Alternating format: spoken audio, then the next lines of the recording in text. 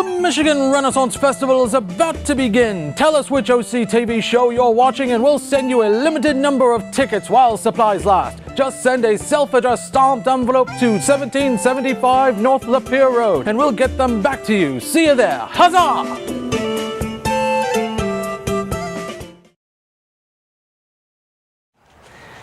So this time of year in Oxford, our thoughts turn to the Lone Ranger, because in many ways, the Lone Ranger is ours.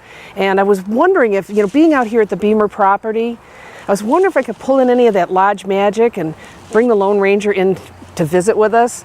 So I'm going to take a deep breath and a good thought, and maybe we can make this happen.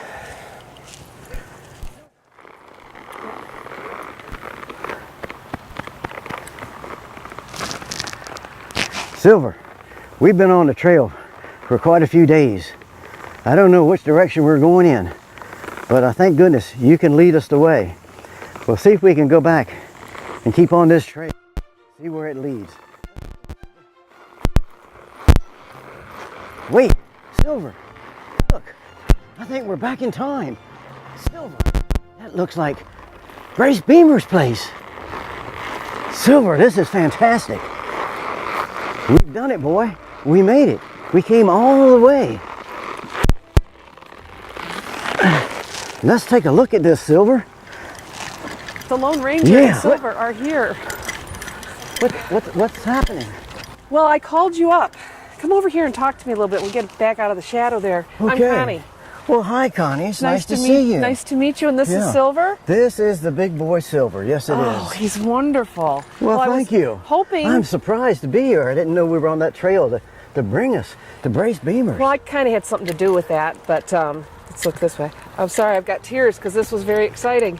Oh, I'm happy to be here. Are you? Yes. What do you think of here? This is not your time. It's changed a lot. Oh, yes, it has. I just remember back to those days when it seems like life was wonderful and people were relaxed and kids could be kids. Yeah. And they didn't have all of this interference today from being bombarded from all directions. Yeah. And to me, anytime that I can be in this setting like this, it's so relaxing. Oh, that's wonderful. Well, this is where Grace Beemer, I know you know Grace Beemer. Yes. This was his property. Yes. So we figured if there was a magic place for you to come, it would be here. It has to be here. So what do you think of the kids that you knew well then versus, like you said, what the kids are dealing with today, and why you continue to visit us the way you do? I can continue to visit because today I don't feel that they have the same characters to look up to as back then. By that I mean, you see a lot of violence on television. You see a lot of shooting and killing. And I don't think that's the way that our kids should be brought up today. A little bit more calmer, a little more understanding, a little more love.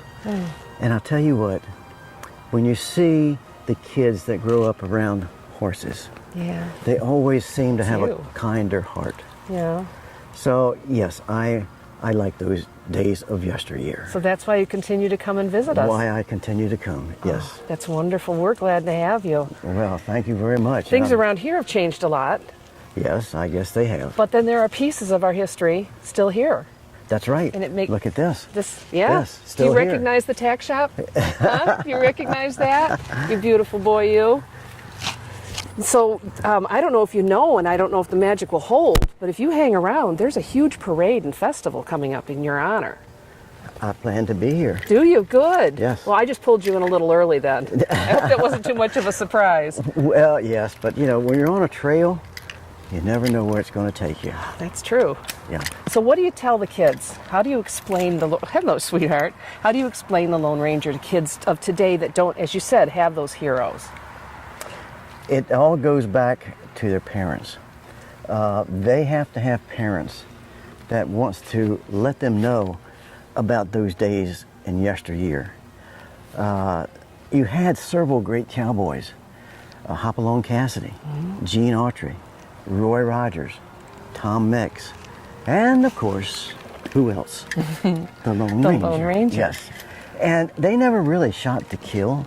They apprehended the outlaws, and then they took them to jail, to the marshal, And then to justice. Yes, to justice. So there's justice is for everybody. It's not just for one group of people or one type of person. It should be for everyone. And that's what I like to see, is justice for all. And we need to let those kids know that. But the only way they can do it is through their parents and their grandparents, because they aren't showing them those, what's on now, DVDs, the reruns of The Lone Ranger from TV, the Roy Rogers and the Gene Autry, where they sometimes wore white hats and sometimes they dressed up in the disguise, but they were still the good guy. Right. You know? And we as kids back then, we realized that. And we knew that when you took a gun and you shot it, consequences can happen. And you have to take responsibility for those consequences and not blame it on someone else. Good point. And today, everybody is wanting to blame whatever they do on someone else. And that's not quite right. You know? No, and as the Lone Ranger, you would advise stand up and take responsibility. Stand up, take responsibility, be responsible for what you do, yes. Yeah. Yes. Now, why did you maintain the mask all these years? You are the Lone Ranger. That's right. And the mask means you, but why did you choose not to come out under the mask? For the glory of it, maybe. No. No one is supposed to know actually who I am. Right. So the mask covers my face because, as the story goes, I was supposed to have been killed with the other Texas Rangers at Bryant's Gap. Right. So Tonto made a grave, and he made a grave for all the Rangers, and he made a grave for me. And that buried me as my name of John Reed and my person. So then I donned the mask so I could go out and capture the outlaws. And the mask would serve as a sign of justice. Right. You know, And not that's about why. personal glory. No, never No. about personal glory. Exactly. We never want personal glory. You know, it's for what we could do for the other person. You know? Wonderful. And anytime that I'm on a trail with an outlaw and one of their gang members says, I don't know, boss. I saw a white horse going by and it had a masked man riding it. Right then they say, oh my golly, we're in trouble now. Yes, you would. Yes. So, well, what did you think about how gentlemen such as Clayton Moore and Brace Beemer portrayed you in your story? Well, if it was not for Brace Beemer and the success that he had, we would not probably be here today. You think you would have been forgotten? Yes. Brace did an excellent job. Brace in the community went out and he paid attention to the kids. He brought that good image to the public, and that's what you need to do. That's wonderful. Now, he did that from 1941 through 1954. Right. For 13 years. Right. Now, in 1949, they decided they were going to go to TV, but Brace wasn't the type of person to be on camera. He was a good man behind radio. Excellent. Had the voice. Good voice. Oh, yes, great voice. yes, real good voice, yeah. So he was good there, but he still continued to do the circuit, you know, until 1954. Oh, I've read a lot of that at the historical museum we have. There's Yes. a lot of wonderful Yes. information. Yes. And then in 1949, Clayton Moore put on the outfit. Yeah. And Clayton Moore, sort of like Brace, lived the creed of the Lone Ranger. And he made a good impression on television. And then after 2 years of after the first 2 years, John Hart came in and did it for a couple of years, and then Yes. Clayton Moore came back. Right. John was good, but the audience identified Clayton Moore as the Lone Ranger more than John Hart. And you felt that he portrayed you the way you wanted to be portrayed. Yes. That's wonderful. Yes. That's wonderful. So Most must have been like a calling to draw the right people to that position. Because you can't always be here. You're a busy guy. Yes, I am. Yes, I am. Traveling through time. Yes. And you don't look a day over. Well, you just look like a baby. You just look like a baby. Well, what would you say to the children if you could give the children of today a message? I guess the one thing I would say to them is, and this is sort of an old cliche, and I'm sure they're saying, oh yeah, right. But the first thing you should do is I should treat you, I should treat them as I would want them to treat me. And if you don't do that, you lose respect. You've got to have respect for your fellow person.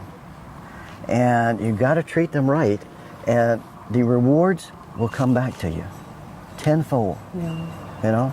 So I would say to you kids out there, look, you're going to be tempted with a lot of things. Some of it bad, some of it good. Try to stay away from the bad. And if you do something that's not quite right, then own up to it. Don't try to run away from it. Don't try to hide it. Own up to it. Because it's not going to be as bad, probably, as you really think that it might be. And if you've done something good, be proud of yourself. Well, and you know what? I think you're right. I think today's kids lack heroes. They do. So if you can make a visit here and impress even one or two children to that they need a hero and you're him, that's huge. And I think Yes. you're right. Maybe the kids are looking up to the wrong people for the wrong things. They are. As you said, you carry your guns, you shoot your guns when you have to, but not maliciously. No. It's No. a tool of your trade. That is. Yep. A lot of people sometimes have said to me, you shouldn't be carrying guns. My reply is, I use my gun for protection. Yes. Protection only. Yes. I don't take my gun to deliberately shoot anyone. Right. I use it for protection. And when I have to, draw it to make the other guy who's bad or committing a crime or doing something wrong to stop. Mm-hmm. And if he draws his gun, I'm going to shoot his gun out of his hand. Mm-hmm. I'm not going to try to kill him. I'm just going to shoot a gun out of his hand. And that's the only time to use a gun. Now, some people said, well, we don't believe in guns. I don't believe in guns either for violence. Mm-hmm. No way. My theory is, look, if I take this gun and I lay this gun down here on the ground, now that gun is there. Is that gun going to shoot you? No. Is that gun going to kill anyone? No. No. It takes you, me, or someone else to take that gun and actually commit that crime. That's right. Now, let me ask you this. A baseball bat laying here. Is that baseball bat going to hurt you? No. No. It takes somebody to take that baseball bat and actually use it. Now, there are good people and there are some that's not quite so good. And some that really want to hurt other people. And when you get to that stage, it doesn't make any difference what they can get their hands on. They're going to use it. If they want to do harm, they're going to do it. harm. They're going to do it. Not you. That's You're right. just snuggling. Well, I know our time is running short. The magic only holds for so long, but I want to thank you so much for letting me bring you here. I can feel my spirit sort of weakening. Well, you need to rest because you got to come back tomorrow. That's when we pull in the That's big correct. magic. But I That's didn't correct. know if I maybe had a little bit left for today, and I really appreciate you not resisting No. and coming and bringing your sweet friend. The silver has also been identified, and now you hear me call him sometimes Big Fella. Yeah. Yeah, That was the first thing I thought of when I walked up and saw him. and a Big Fella. Yeah. And- Beautiful. And look at him. He is very calm. He's very docile, snuggly. so to speak. And when I want him to get up and go, he can go. Yeah. You know? Well, you're in tune. You're a team. Yeah. I spend a lot of time with this horse. That's wonderful. We sure do. Well, you probably, I don't know if you have enough energy to mount or you just want to wander off to the woods there. Well, I think that probably I will. I think we'll just sort of meander back down that way and see where the trail splits again and keep on going. And it has Sir, been so nice to talk with you. It's been such an It's honor. been a pleasure. Thank you so much. Thank you for bringing me back. Oh, thank you. I'll try again next year. Okay. Okay. Do it. I look forward to I it. will. Okay. Bye, big fella. Now, I always have one thing to say in closing. And why don't you say it right this way? Say it into the sun. There you go. Say it right into the sun. Folks, hi-yo, silver, away! I have chills. I have chills. So long. Travels, Thank you. Safe travels, my friend. Uh-huh. Bill, believe it or not, that just happened. And I hope that the magic holds and we can conjure them up again for tomorrow for the parade. I hope I didn't use it all up, but what a thrill for me. So I'm going to send it back to you in the studio because I have to catch my breath. See you soon.